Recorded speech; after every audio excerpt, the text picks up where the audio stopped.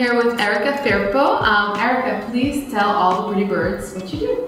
Hi Pretty Birds, I'm a journalist. I write about contemporary art, contemporary culture, and lifestyle for American and British publications. Erica, what are we talking about tonight? I think we should talk about the image of Italy in the digital age. Okay, well tell me about it.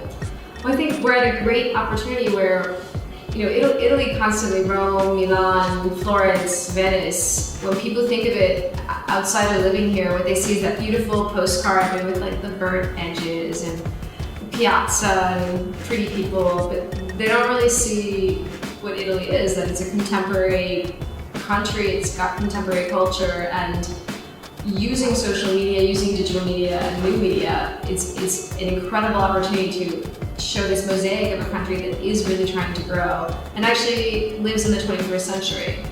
Why do you think that we don't communicate the contemporary side, and why do you think we always fall back on the icons?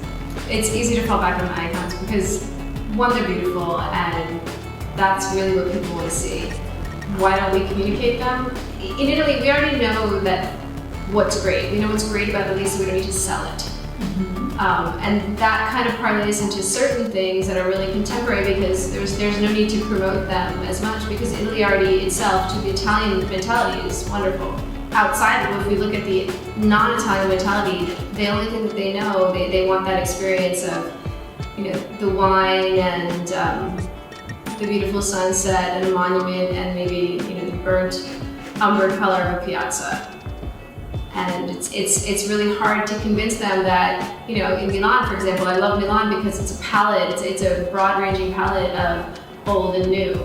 It's got some of the most newest, not the most newest, but the newest buildings in Italy, and incredible architecture from the 30s and 40s. And what I just learned was there's also a lot of antiquities here, which I apparently didn't know, but it's not just, Milan is not just a new city that's fashion and finance, it has a very, very rich history, so it's a mix of many different things, and unfortunately I think it's very easy to sell one single story, and that's what's been happening for so long. If you attended Salone di Mobile, there's a plethora of interesting things happening design-wise, architecture-wise, object-wise, industrial design-wise.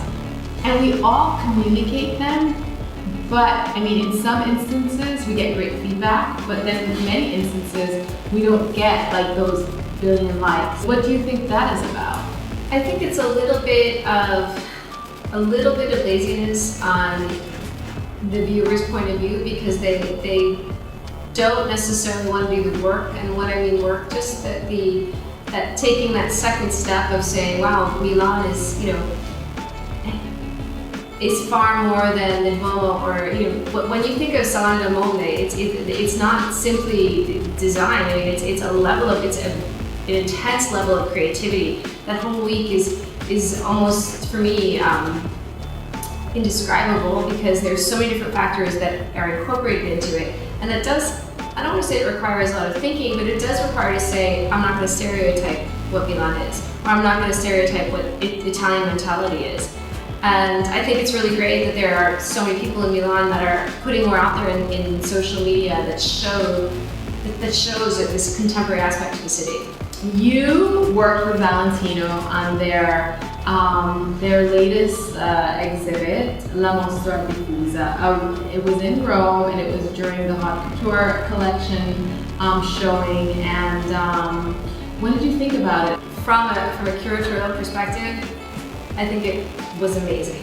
From a Roman perspective, it was heartwarming because they chose 10 and let's add 2 bonus locations because there was double, where they incorporated some vintage pieces plus some more recent pieces plus contemporary pieces into sites and beautiful locations that are totally Roman, but not to some degree stereotypical Roman, some grande bellezza Roman.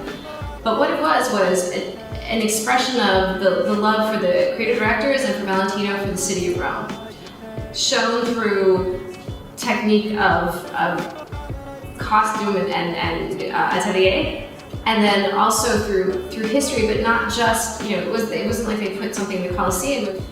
Thank you for coming over. Erica basically is going on vacation in 24 hours, but she came all the way up on the train to Milan to be with us today.